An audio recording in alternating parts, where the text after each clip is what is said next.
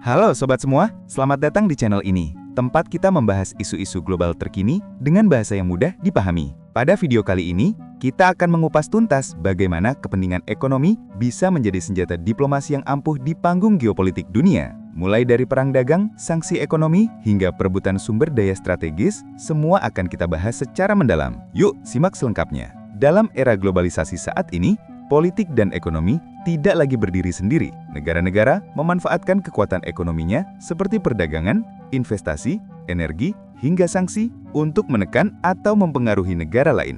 Fenomena ini dikenal sebagai diplomasi ekonomi, di mana kepentingan ekonomi menjadi senjata diplomasi yang menentukan arah hubungan internasional. Konflik yang terlihat di permukaan seringkali bukan sekadar pertarungan ideologi, tetapi juga perebutan pengaruh ekonomi dan akses terhadap sumber daya strategis. Dengan memahami dinamika ini, kita dapat melihat bagaimana geopolitik modern bekerja, serta mengapa isu ekonomi bisa mengubah peta kekuatan dunia. Dalam dinamika geopolitik modern, kepentingan ekonomi telah menjadi salah satu senjata diplomasi paling efektif. Negara menggunakan sanksi ekonomi, embargo, perang dagang, kontrol energi, bantuan keuangan, pinjaman besar, serta perjanjian perdagangan strategis untuk menekan atau mempengaruhi negara lain. Contoh nyatanya terlihat pada Perang Dagang Amerika Serikat dan Tiongkok, sanksi Barat terhadap Rusia, kebijakan Arab Saudi dan OPEC yang mengatur kuota minyak, hingga inisiatif Belt and Road Tiongkok yang memanfaatkan proyek infrastruktur sebagai diplomasi. Semua instrumen ini menghasilkan dampak yang luas, mulai dari pergeseran aliansi politik, meningkatnya ketergantungan negara kecil pada kekuatan besar, hingga gangguan pasokan pangan, energi, dan teknologi yang pada akhirnya membentuk ulang peta kekuatan global.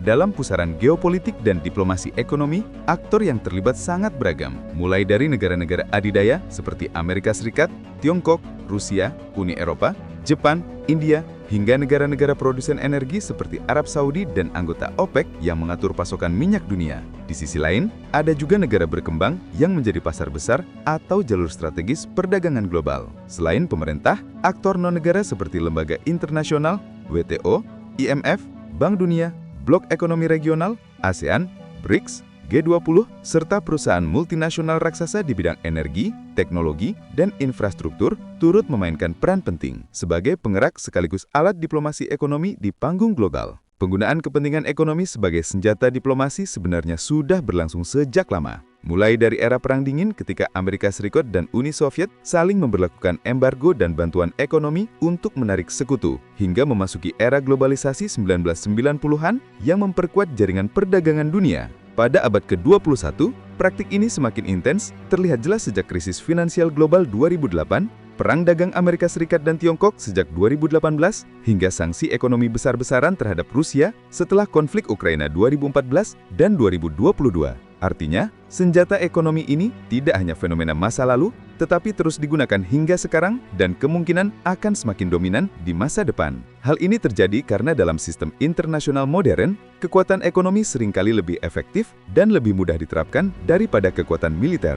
Negara yang memiliki pasar besar, teknologi maju, cadangan energi melimpah, atau cadangan devisa besar dapat menggunakan keunggulan itu untuk menekan, mengancam, atau mempengaruhi kebijakan negara lain tanpa harus berperang.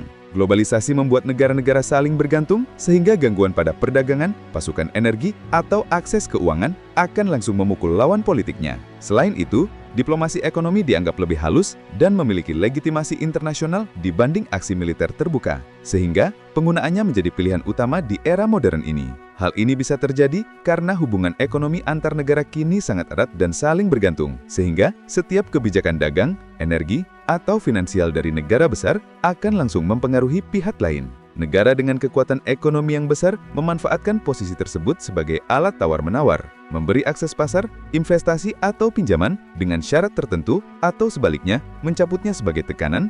Globalisasi juga membuat jalur logistik, teknologi, dan rantai pasok terhubung lintas batas, sehingga gangguan di satu titik bisa berdampak luas. Dalam situasi ini, kepentingan ekonomi secara otomatis berubah menjadi instrumen politik karena pengaruhnya mampu mengubah kebijakan negara sasaran tanpa perlu konfrontasi militer.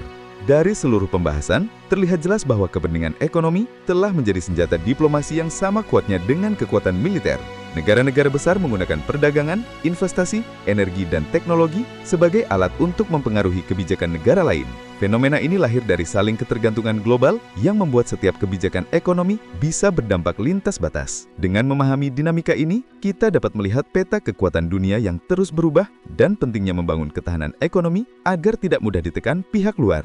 Terima kasih sudah menonton sampai akhir. Semoga pembahasan ini membuka wawasan kita tentang bagaimana kepentingan ekonomi bisa menjadi senjata diplomasi di panggung global. Jangan lupa klik like, share, dan subscribe agar tidak ketinggalan pembahasan menarik lainnya seputar isu geopolitik dan ekonomi dunia. Sampai jumpa di video berikutnya.